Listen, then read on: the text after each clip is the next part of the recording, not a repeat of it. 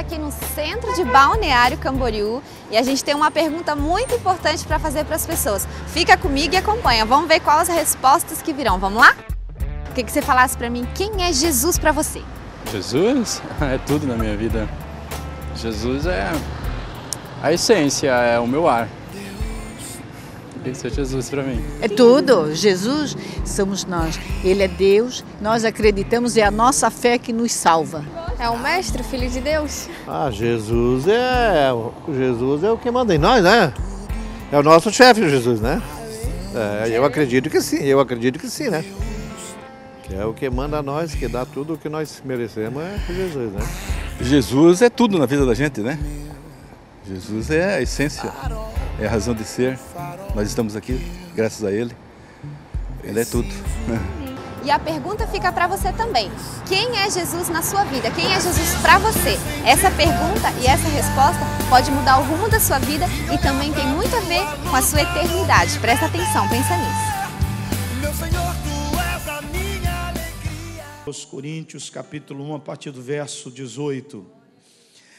Certamente, a palavra da cruz é loucura para os que se perdem, mas para nós que somos salvos, é poder de Deus.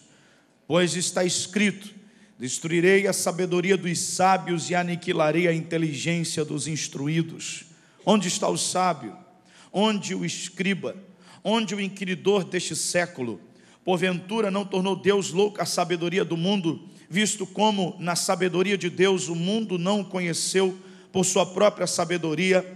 Aprove a Deus salvar os que creem pela loucura da pregação, porque tanto os judeus pedem sinais como os gregos buscam sabedoria, mas nós pregamos a Cristo crucificado, escândalo para os judeus, loucura para os gentios, mas para os que foram chamados, tanto judeus como gregos, como brasileiros, pregamos a Cristo, o poder de Deus e a sabedoria de Deus, porque a loucura de Deus é mais sábia do que os homens, e a fraqueza de Deus mais forte do que os homens.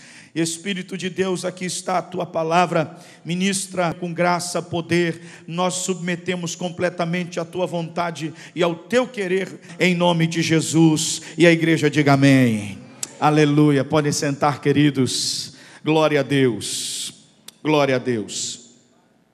Eu lembro que no dia que a minha filha nasceu, a Luísa, foi no dia 11 de setembro de 2001. Nesse dia, eu estava por volta de 8 horas da manhã, esperando a Rosa chegar no quarto. Por volta de 7 horas, a Luísa havia nascido, e eu estava lá no quarto esperando então que elas chegassem.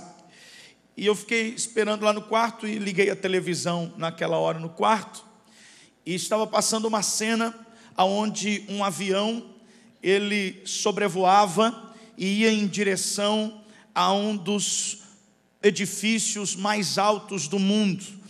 E aquela cena, eu parei, fiquei olhando e imaginei que fosse a cena de um filme, porque mais parecia a cena de algum filme de Hollywood.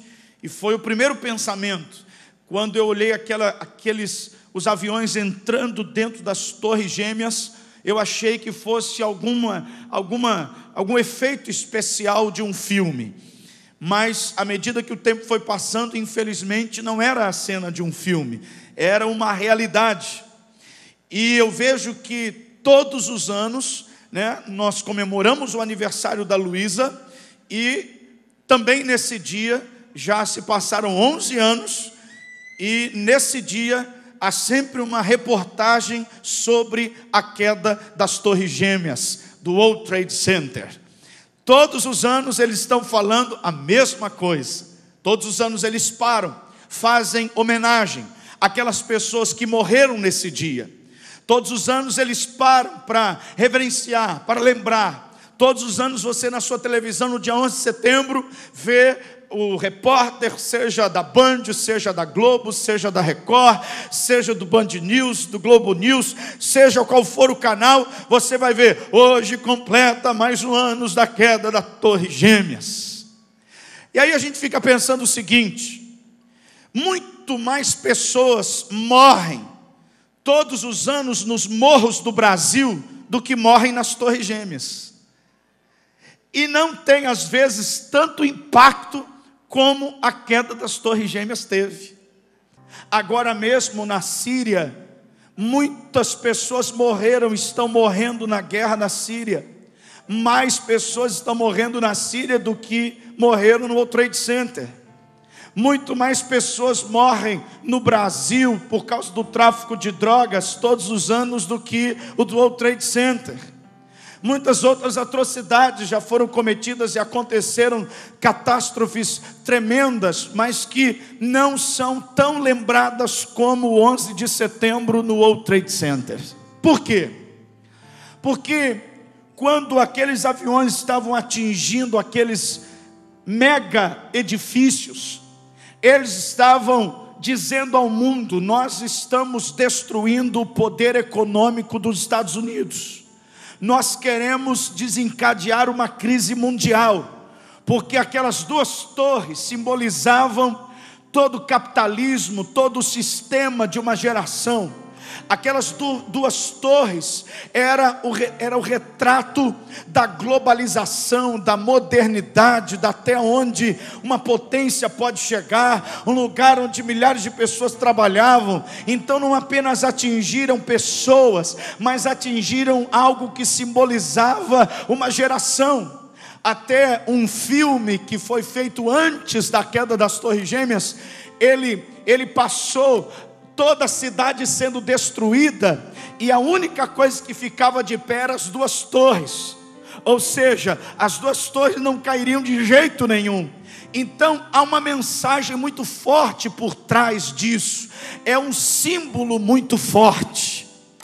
E hoje muitos símbolos são levantados, e esses símbolos eles representam algo, e tem uma consequência tão forte, tão tremenda na vida das pessoas.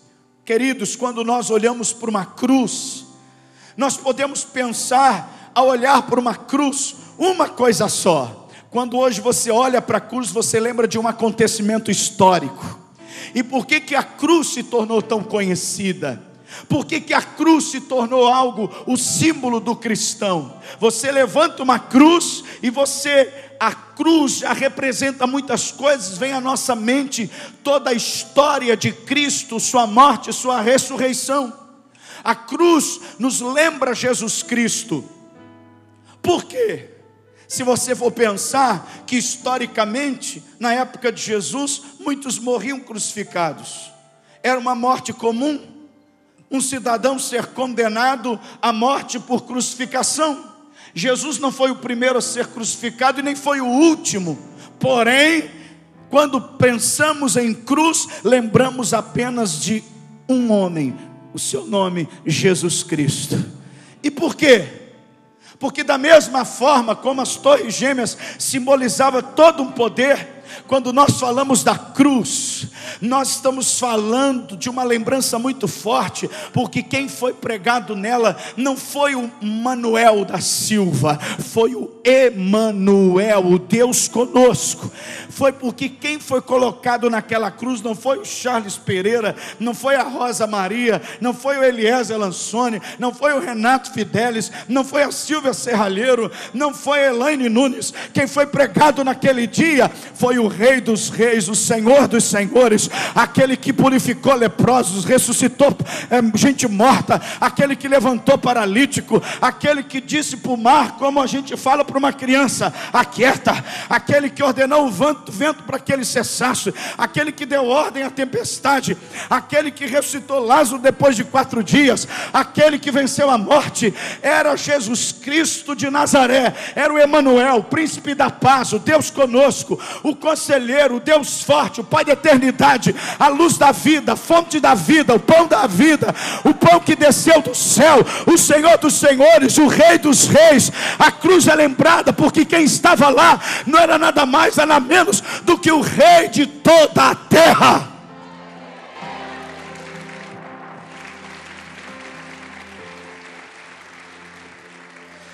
E é por isso que a gente não pode tirar os olhos da cruz. E é por isso que a cruz vazia, ela traz para nós muita coisa, e a gente não pode deixar de olhar para ela, porque ela nos lembra de Jesus. Como diz o autor de Hebreus, em Hebreus capítulo 12, ele diz assim: portanto também nós, visto que temos a rodear-nos tão grande nuvem de testemunhas, desembaraçando de todo o peso e do pecado que tenazmente nos assedia, corramos com perseverança a carreira que nos está proposta, olhando firmemente para o autor e consumador da fé, Jesus, o qual em troca da alegria que lhe estava proposta, suportou a cruz, não fazendo caso da ignomínia, está sentado à destra do trono de Deus. Atentai para aquele que suportou tamanha oposição dos pecadores contra si mesmo, para que não vos fatigueis desmaiando em vossas almas.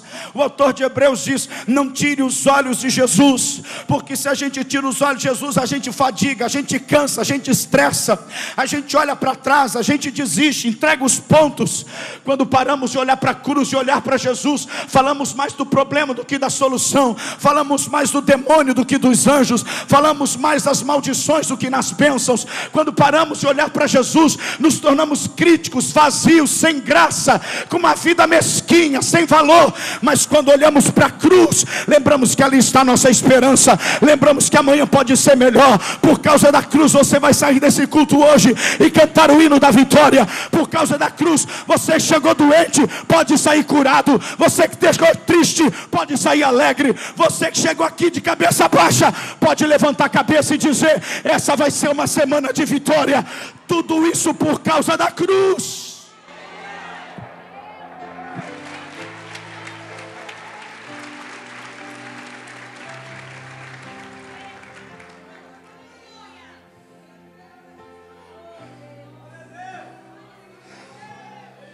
Não tire os olhos de Jesus. Não perca de vista a cruz. Eu não sei, eu tenho uma paixão de ver aquela imagem das 3 cruzes no alto da montanha. Eu amo aquela imagem. Eu não sei porquê, mas eu sempre, quando vejo a imagem das 3 cruzes no alto da montanha, eu gosto daquela imagem. Eu acho que se o dia que eu pudesse, que a gente pudesse ter um campo bem grande para a igreja, eu ia fazer uma montanha e colocar 3 cruzes com os holofotes lá, escrito inesquecível. Eu não posso esquecer o que aconteceu lá na cruz. Eu não posso esquecer o que aconteceu lá na cruz. Eu não posso esquecer o que aconteceu lá na cruz. Diga para o seu vizinho: você não pode esquecer o que aconteceu lá na cruz. Esqueça tudo, irmão. Esqueça o celular no shopping. Esqueça a chave do teu carro. Esqueça o medo, esqueça o rancor, esqueça a mágoa, esqueça a angústia, esqueça a sogra, esqueça, irmão. Mas pelo amor de Deus, não esqueça a cruz. Não esqueça, não perca de vista o mestre. Não pare de olhar para a cruz. Quando os olhos não estão na cruz, a gente sempre precisa de uma motivação extra para orar, uma motivação extra para vir na igreja, uma motivação extra. Quando a gente para de olhar para a cruz, parece que para a gente orar precisa ter um demônio no nosso cangote dizendo que vai matar a gente. Precisa ter uma perseguição forte do inferno. Precisa ter uma doença, uma enfermidade, uma crise familiar. Parece que para a gente se dedicar no evangelho, parece que a gente sempre precisa de uma motivação. Meu irmão, mas quando eu não paro de olhar para a cruz, mas quando meus olhos estão fixados na cruz, eu não preciso ninguém me lembrar que eu preciso orar. Eu não preciso ninguém me lembrar que eu preciso congregar com os irmãos. Eu não preciso ninguém pegar no meu pé para me fazer discípulo, porque a cruz me leva a ter compaixão pelas almas. A cruz me leva a ter paixão por Cristo, paixão pela palavra, paixão pela santidade, paixão pelos meus irmãos na fé.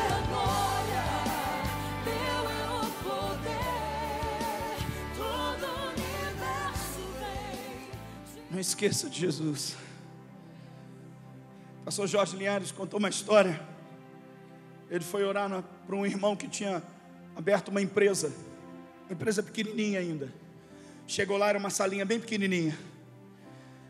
Mas quando ele chegou, o que chamou a atenção do pastor foi que na parede pequena do escritório, o irmão escreveu bem grande, em letras garrafais: Jesus é o Senhor do meu negócio. O tempo passou. Aí um tempo depois o irmão ligou novamente para o pastor e disse: pastor, Deus me abençoou tanto, eu mudei de espaço, será que o senhor podia vir aqui abençoar o meu negócio? Aí o pastor foi, chegou lá, já era um galpão maior, e ele procurou o nome de Jesus, e ele não viu. Aí o irmão mostrou uma salinha de oração que ele tinha feito. Trabalhavam muitos funcionários cristãos, então quem quisesse ter um tempo de oração podia ir lá. E aí lá naquela salinha bem pequenininho estava Jesus, é o Senhor desse lugar, desse negócio. O tempo passou e Deus prosperou ainda mais esse irmão. Um tempo depois ele ligou novamente para o pastor, disse: pastor, o senhor pode vir aqui abençoar o meu negócio? Agora aluguei um galpão maior ainda, minha empresa cresceu muito, e como o Senhor vem abençoando desde o começo, eu queria que o senhor viesse aqui abençoar a empresa. E o pastor chegou lá, era um galpão enorme, enorme. E o pastor ficou procurando o nome de Jesus, e não estava mais na parede, não tinha mais sala de oração, não tinha nem pequenininho o nome de Jesus. O pastor olha para ele e diz: meu filho, quando você era pequeno, Jesus era grande na sua vida. Agora que você se tornou grande, Jesus ficou pequeno e até desapareceu. Pelo amor de Deus, não deixa Jesus sair dos teus olhos. Não tire os olhos da cruz do Calvário, porque é na cruz que somos alimentados, perdoados. É na cruz que nos deparamos com a nossa salvação em Cristo. Oh, louvado seja Deus pela cruz do Calvário. Olha para Jesus, é Jesus, você não pode esquecer de Jesus. E a cruz nos lembra algo tremendo que Ele fez lá. Ame o nome de Jesus. Sabe por quê, irmão? Jesus mesmo falou assim, ó: quem honrar o filho, o pai o honrará. Quem me servir, o pai o honrará. Porque, irmão, quer me deixar bobo é só falar das minhas filhas. Você quer chamar a atenção e conquistar um coração do pai, comece a elogiar o filho dele. Começa a dizer: oh, seu filho é tão lindo, sua filha é tão linda. A gente já se enche todo. Dizem que é parecida com o pai. Porque quando fala o nome de Jesus, o pai se derrete. Quando você clama o nome de Jesus, quando você serve ao filho dele, o pai resolve te honrar. Sirva o Senhor Jesus, exalte o Senhor Jesus, não tire os olhos da cruz do Calvário. E o apóstolo Paulo, ele dá pelo menos duas razões do porquê que nós precisamos entender a mensagem da cruz. Abra sua Bíblia na carta de Paulo aos Colossenses. Carta de Paulo aos Colossenses. E Paulo estabelece aqui pelo menos dois aspectos da cruz que revelam um poder que jamais podemos ignorar. Colossenses capítulo 2, a partir do verso 6. Ora, como recebestes Cristo Jesus, o Senhor, assim andai nele, radicados e edificados e confirmados na fé, tal como fostes instruídos, crescendo em ações de graças. Cuidado que ninguém vos venha a enredar com sua filosofia e vãs sutilezas, conforme a tradição dos homens, conforme os rudimentos do mundo e não segundo Cristo, porque nele habita corporalmente toda a plenitude da divindade. Também nele estáis aperfeiçoados. Ele é o cabeça de todo o principado e potestade. Nele, Jesus, também fostes circuncidados, não por intermédio de mãos, mas no despojamento do corpo da carne, que é a circuncisão de Cristo, tendo sido sepultados juntamente com Jesus no batismo, no qual igualmente fostes ressuscitados mediante a fé no poder de Deus, que o ressuscitou dentre os mortos, E a vós outros que estáveis mortos pelas vossas transgressões e pela incircuncisão da vossa carne, vos deu vida juntamente com ele, perdoando todos os nossos delitos, tendo cancelado o escrito de dívida que era contra nós e que constava de ordenanças, o qual nos era prejudicial, removeu inteiramente, cravando-o na cruz, e despojando os principados e potestades, publicamente os expôs ao desprezo, triunfando deles na cruz. Ninguém, pois, vos julgue por causa de comida, bebida, ou dia de festa, lua nova ou sábados, porque tudo isso tem sido sombra das coisas que haviam de vir, porém o corpo é de Cristo. Ninguém se faça árbitro contra vós outros, pretextando humildade e culto dos anjos, baseando-se em visões, enfatuado sem motivo algum na sua mente carnal, não retendo a cabeça, Jesus, da qual todo o corpo, suprido e bem vinculado por suas juntas e ligamentos, cresce o crescimento que procede de Deus. Tudo isso que nós lemos, Paulo está falando da excelência, da divindade e da obra redentora de Cristo na cruz. E ele está dizendo aqui como é importante a gente saber o poder da cruz, daquilo que aconteceu na cruz. O que isso significa para nós? Olhar para a cruz e lembrar de todos os seus acontecimentos. Ele fala de dois aspectos importantíssimos que a gente não pode esquecer daquilo que aconteceu na cruz do Calvário. E a primeira, diga comigo, na cruz, Jesus estava tratando de toda a culpa que os pecados da humanidade causaram. Na cruz, Jesus estava tratando a questão da culpa humana. Por que é tão importante a gente saber o que aconteceu na cruz? Porque, segundo o texto do apóstolo Paulo, havia um escrito de dívida que era contra nós. Em algum lugar existia um escrito de dívida, e nesse escrito de dívida estavam ali todos os nossos pecados, todas as nossas mazelas, todas as nossas incapacidades, tudo aquilo que se tornou pecado nas nossas vidas, cada falha no cumprimento dos mandamentos da lei de Deus. Havia um escrito, e ali nesse escrito estava cada pensamento errado, cada atitude errada, cada pecado, cada fofoca, cada maledicência, cada prostituição, cada roubo, cada pensamento errado, cada palavra, por mínima que seja. Havia um escrito, havia um testamento para mim e para você, e ali com todos os nossos pecados estava tudo preparado para Satanás pegar esse escrito e colocar na cara de Deus para nos acusar diante do Senhor. Mas por causa de Cristo Jesus, no dia em que ele estendeu seus braços e ele disse: está consumado, é como se ele pegasse o escrito e dissesse: está pago, está cancelado. Agora nenhum pecado, nenhuma condenação há para aquele que está em Cristo Jesus. Ele foi cancelado, foi tudo desfeito na cruz do Calvário, está pago.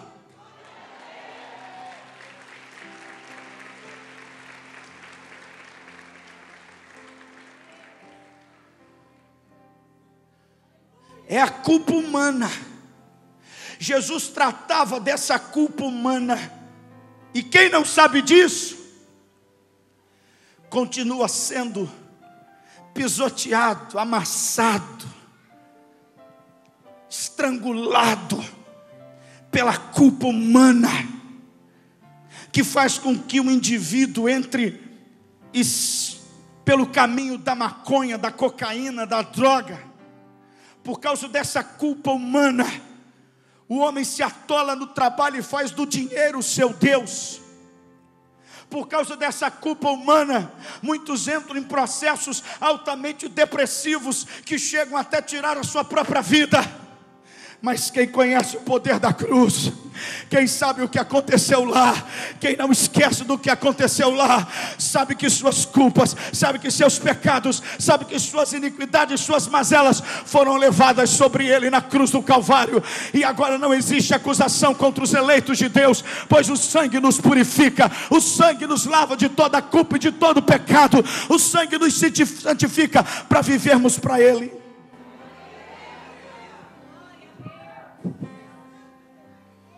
E que somos salvos, e por causa da cruz vamos morar no céu. Nosso nome está escrito no livro da vida. E Paulo vem dizer do perigo da gente não saber e não conhecer o poder da mensagem da cruz. Paulo fala de, pelo menos nesse texto, de pelo menos 4 consequências. 4 consequências pelo fato de não sabermos das verdades da cruz do Calvário. Quando eu não levo em conta o que aconteceu na cruz, o que acontece, pastor? Acontece pelo menos 4 coisas. Número 1, como diz o apóstolo Paulo, cuidado que ninguém vos engane e venha enredar com sua filosofia, sutilezas, tradição de homens, conforme os rudimentos do mundo e não segundo Cristo.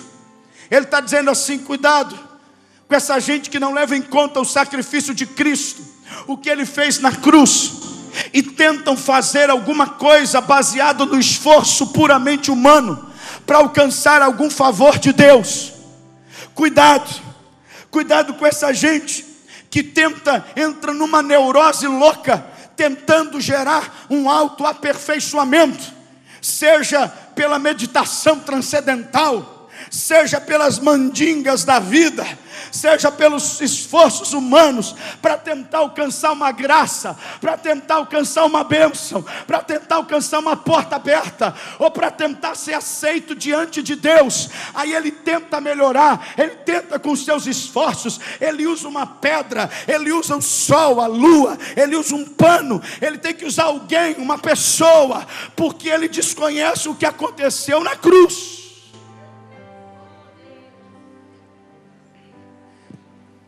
Aí ele acha que ele vai alcançar alguma coisa por puro esforço humano, como se o homem pudesse fazer alguma coisa para obter algum favor de Deus, ou até mesmo a salvação. E como isso está impregnado na gente, eu vejo as pessoas perguntando para mim, pastor, eu não vou batizar porque eu não me acho preparado. Aí eu fico pensando que há uma mentalidade no ser humano que é tão mesquinha, é tão pequena, que ele pensa que ele pode fazer alguma coisa que lhe torne merecedor da salvação, ou do batismo, ou de uma bênção, como se fosse um pai dizendo para o filho no final do ano assim, filhinho, esse ano você não roubou, você não fofocou, não falou mal dos irmãos, deu dízimo todo mês, não faltou um culto, que lindo, como prêmio você vai ganhar o batismo.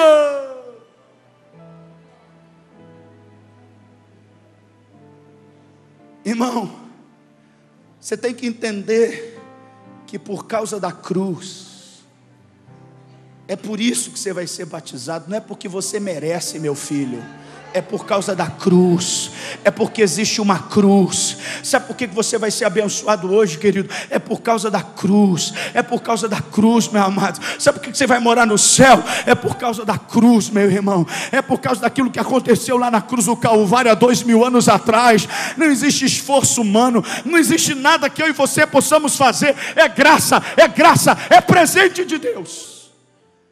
Quando eu não entendo a cruz, eu tento me envolver com alguma prática de automutilação para tentar achar o caminho da salvação. Quando eu não... Paulo está dizendo aqui, muitos ainda estavam praticando a circuncisão. Muitos desses irmãos, eles sabiam da cruz, mas eles não tinham tomado posse da cruz. E eles estavam ainda na prática da circuncisão. Só que a prática da circuncisão depois de Cristo não é nada mais nada menos do que operação de fimose. A circuncisão depois que Cristo veio, se o objetivo não é a fimose, é apenas mutilação do corpo. Porque depois da cruz, qualquer esforço humano é apenas uma tentativa para aplacar uma alma que ainda não teve o encontro com o Cristo da cruz e com a cruz de Cristo.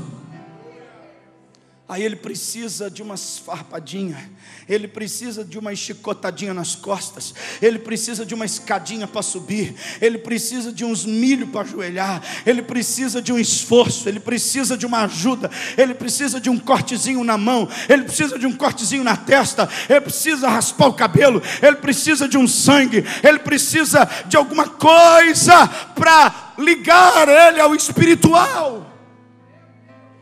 Sabe por quê, irmãos? Porque ele não conhece o poder da cruz. Ele não sabe que a mutilação já aconteceu há 2000 anos atrás. E ele diz para mim e para você: não precisa mais você se mutilar. Eu fui crucificado por você. Eu mutilei para que você não precisasse fazer nada disso.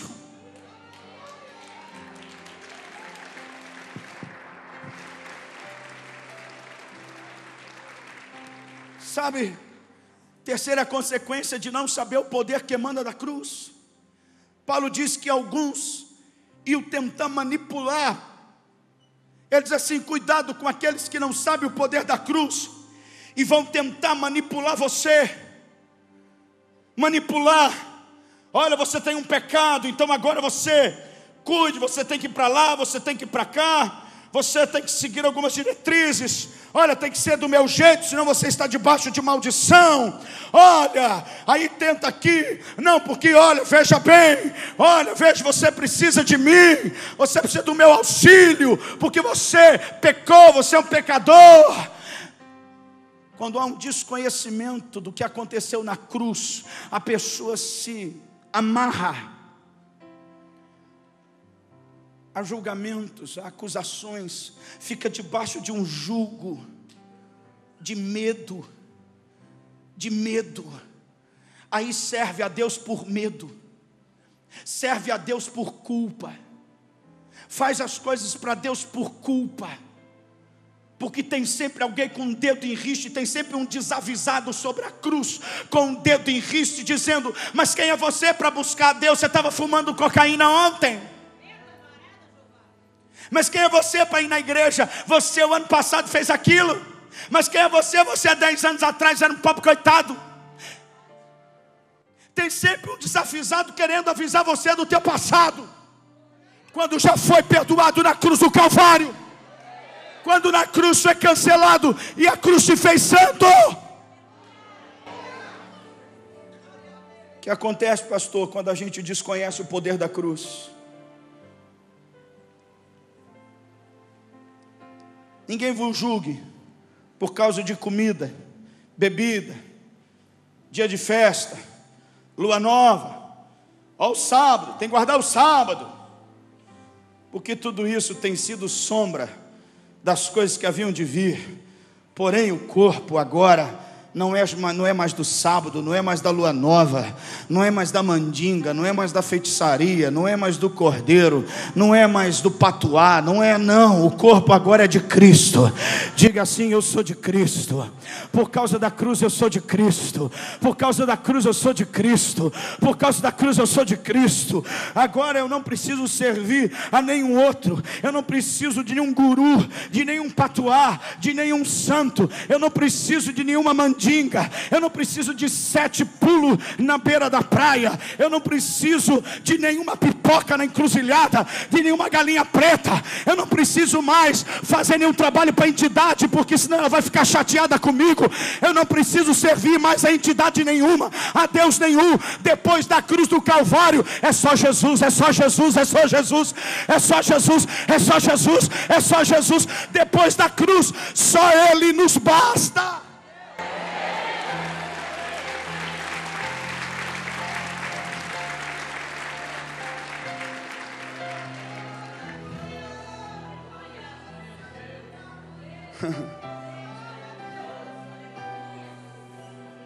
Avisar para os evangélicos, depois de Jesus você não precisa de nenhuma mandinga evangélica.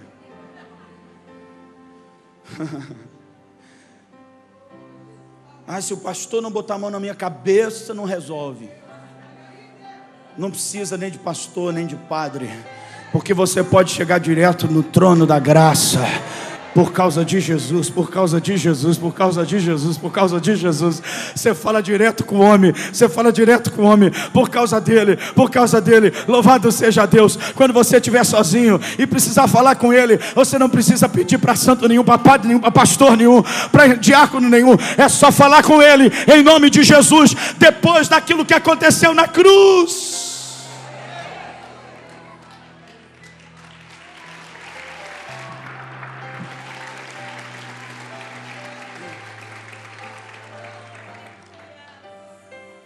Segundo aspecto da cruz, diga comigo: na cruz, Jesus venceu os piores inimigos do homem. Mais forte agora, bem bonito, diga: na cruz, Jesus venceu os piores inimigos do homem.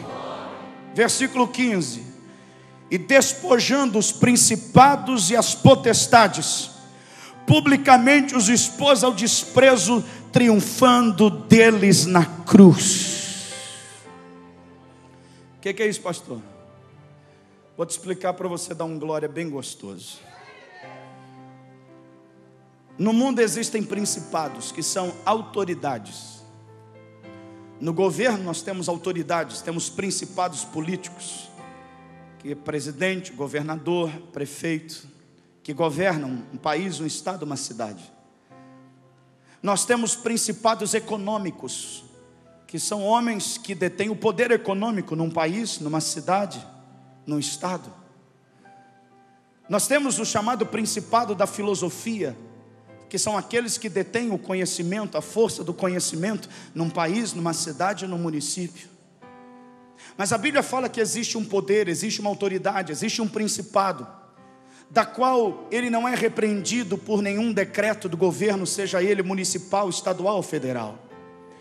Existe uma força espiritual que a dona Dilma Rousseff e nenhum outro político consegue repreender, expulsar ou tirar de uma região. Não existe nenhum juiz da terra que possa dar um uso capião ou qualquer documento parecido para tentar expulsar aquele principado daquele território.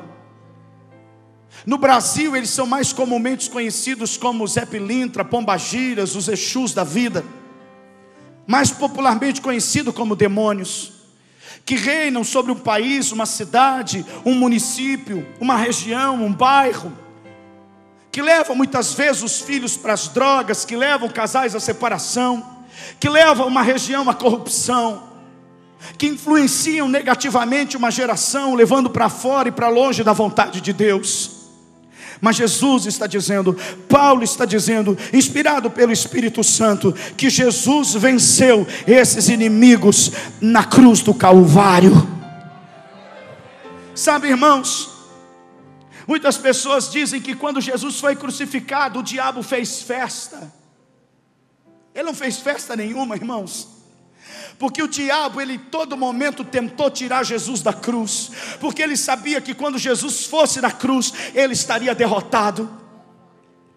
Por isso que a Bíblia diz, no versículo 15, que despojando principados e potestade, publicamente os expôs ao desprezo. Quando Jesus estava pregado na cruz, diz Paulo, ele estava expondo em praça pública a vergonha de todos os demônios e de todas as fortalezas da maldade. Ele estava removendo o poder do mal e colocando esse poder nas mãos da igreja dele. A cruz é a grande gargalhada de Deus para Satanás. E agora, irmãos, por causa da cruz, existe um povo que, ao se tornar conhecedor do poder da cruz, cruz pode dizer: esses principados saem, ele tem que sair. Por causa do que aconteceu na cruz, existe um povo que, quando se torna conhecedor, ele não precisa mais ser mula do diabo, ele não precisa mais ser cavalo de entidade nenhuma, ele não precisa bater cabeça para santo nenhum, ele não precisa rapar cabeça para ninguém, ele não precisa fazer altar para ninguém. Depois que ele se torna conhecedor da cruz, ele passa a ser filho de Deus, e ele não precisa fazer favor para ninguém, pagar trabalho para ninguém, ele só precisa servir a Jesus.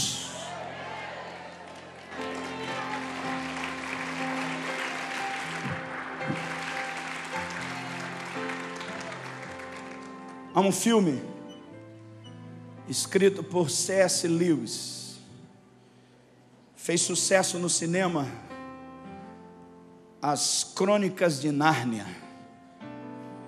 E As Crônicas de Nárnia é a tentativa de um servo de Deus de mostrar através dos filmes o amor de Jesus.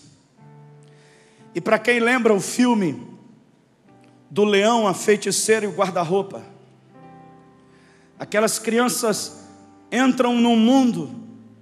Na verdade, essa história é uma tentativa de C.S. Lewis querendo evangelizar a sua geração e as crianças de uma forma criativa. E ele mostra aquelas crianças entrando num mundo do possível e do impossível. E nesse mundo tem um leão muito bonzinho, um leão que protege a todos, um leão que é querido por todos, que é amado por todos. Mas nessa terra também tem uma feiticeira malvada, e tem uns seres que é metade gente, metade animal, que são uns caras meio ruinzinhos, e que andam junto com essa feiticeira. E que, para piorar a situação, essa feiticeira com esses seus seres estranhos se levantam como um leão contra o leão bom, e resolvem matar o leão. E fazem uma plataforma, tipo um altar de pedra, e ali o leão é deitado, e ali o leão é morto. E todos ficam tristes, porque o leãozinho era muito bom. Mas, para surpresa de todos, um dia existia um estrondo. E quando todos iam indo para casa tristes, porque o leãozinho havia morrido, de repente eles olharam, e a plataforma havia se rachado no meio. E todos voltaram para trás. E quando olharam, perceberam que era o leão. Ele havia ressuscitado. Porque há uma lenda no universo que diz que ninguém pode morrer se não tiver cometido nenhum erro. Que ninguém tem direito à morte se nunca tiver cometido falha nenhuma, erro nenhum. E a feiticeira desconhecia essa lei. E o leãozinho nunca fez mal a ninguém, sempre foi muito bom a todos. Por isso a morte não pôde detê-lo por muito tempo, por muitos dias. Então ele ressuscitou, saltou sobre a feiticeira e esmagou a feiticeira e todos os seus inimigos. O leão da tribo de Judá vive. O leão da tribo de Judá vive. Morreu na cruz. Mas há uma lei, há um princípio no universo que diz: só morre quem peca. E ele não tinha pecado nenhum, então a morte não pôde segurá-lo. Então a porta do sepulcro foi aberta e Cristo ressuscitou. O leão da tribo de Judá voltou triunfando em glória, pisou na cabeça do diabo e entregou a chave para mim, para você, dizendo: ide por todo mundo, pregai o evangelho, espalhe a verdade da cruz para o mundo inteiro, conte para todas as pessoas as verdades que estão contidas na cruz do Calvário, e diga para as pessoas para elas nunca mais esquecerem da mensagem da cruz. A cruz é inesquecível. Quando eu paro de olhar para a cruz e quando eu esqueço do que aconteceu lá, as coisas básicas da fé, como evangelizar, batizar, dizimar, vir na igreja, não se tornam mais um prazer e sim um fardo. Quando eu me esqueço da cruz, eu fico duro em perdoar. Quando eu esqueço da cruz, nos sentimos culpados, sozinhos, menosprezados. É quando esquecemos do que aconteceu na cruz, que abaixamos a cabeça e pensamos em desistir e olhar para trás. Agora, quando eu torno a olhar para a cruz, eu lembro que por causa daquilo que aconteceu na cruz, eu posso ver o invisível, eu posso crer no milagre pela fé, e eu posso declarar que o impossível vai acontecer. Por causa da cruz, eu tenho direito à cura às minhas enfermidades, eu tenho direito à vida eterna, à paz, e crer que o milagre pode acontecer a qualquer momento. Mas sem a cruz, eu me torno amargo, julgador, ressentido, azedo, mal amado, triste. Mas através da cruz, eu posso levantar a cabeça, cantar o hino da vitória, viver para o meu Deus, viver em santidade, amar os meus inimigos e aqueles que me perseguem, porque a cruz me constrange a viver para Deus.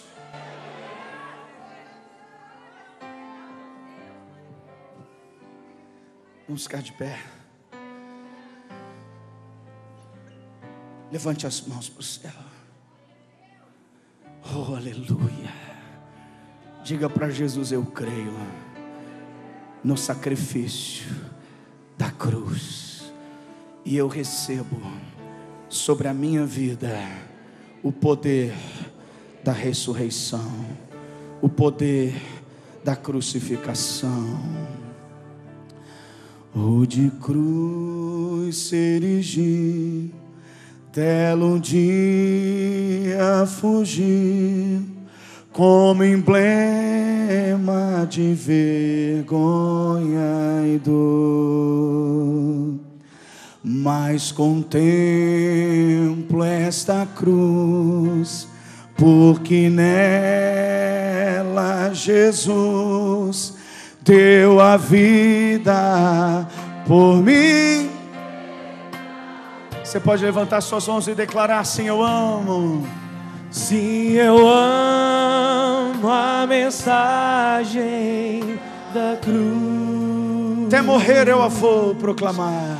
Até morrer eu a vou proclamar.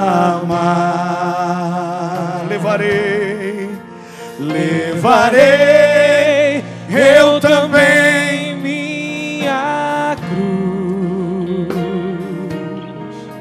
até por uma coroa trocar. Desde a glória dos céus, desde a glória dos céus, o Cordeiro de Deus ao Calvário humilhante baixou. Declara a luz da vida. Essa cruz tem pra mim atrativo e sem fim, porque nela Jesus me salvou. Levanta a mão e declara: sim, eu amo a mensagem da cruz. Até morrer eu a vou proclamar. Levarei eu também minha cruz, até por uma coroa, até por uma coroa trocar. Nesta cruz padeceu, nesta cruz padeceu, e por mim já morreu meu Jesus para dar-me perdão. Mas me alegro na cruz, mas me alegro na cruz. Ela vem, graça e luz para minha santificação. Sim, eu amo. Sim, eu amo a mensagem da cruz, até morrer eu a vou proclamar. Levarei eu também minha cruz, até por uma coroa, até por uma coroa trocar. eu aqui com Jesus, eu aqui com Jesus, a vergonha da a cruz, vergonha da cruz, quero sempre levar isso. declare bem forte: Cristo vem me buscar, Cristo vem me buscar, e com Ele nos dá uma parte da glória de Deus. bem lindo, igreja. Sim, eu amo. Sim, eu amo a mensagem da cruz. Até morrer, eu a vou proclamar. levarei Eu também minha cruz, até por uma coroa trocar.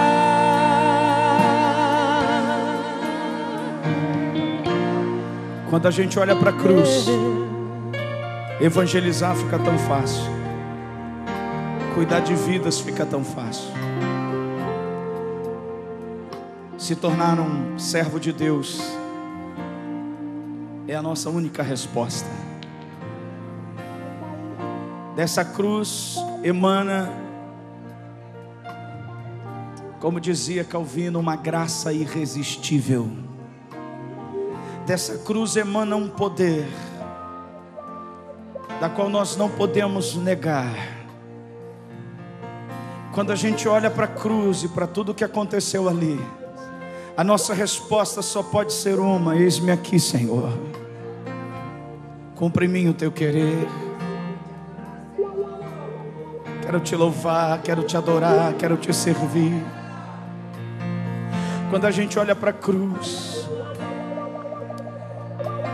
a gente peca menos. Às vezes a gente esquece da cruz e pisa na bola. Mas quando a gente olha para a cruz está de novo lá chamando o filho pródigo de volta para casa. A cruz vazia está dizendo: filho, teu lugar é na casa do Pai. A cruz está dizendo para mim e para você que a gente pode fazer mais para adorar a Deus. A cruz transforma todo esforço para Deus em prazer. Adorar se torna um prazer, vir no culto se torna prazer, servir a Deus se torna prazer, amar os irmãos, até os inimigos, se torna alegria. Não pelo fato de ter inimigos, mas pelo fato de poder cumprir aquilo que a palavra de Deus diz. A cruz me deixa mais manso, mais paciente, mais amigo, mais servo, mais humilde. A cruz me torna mais amável com a minha esposa, com os meus filhos, com os meus irmãos. A cruz tem que me tornar mais perdoador. A cruz tem que me tornar mais misericordioso. A cruz me torna mais cheio de graça e do Espírito. A cruz me deixa mais santo, mais dele, para ele e por ele.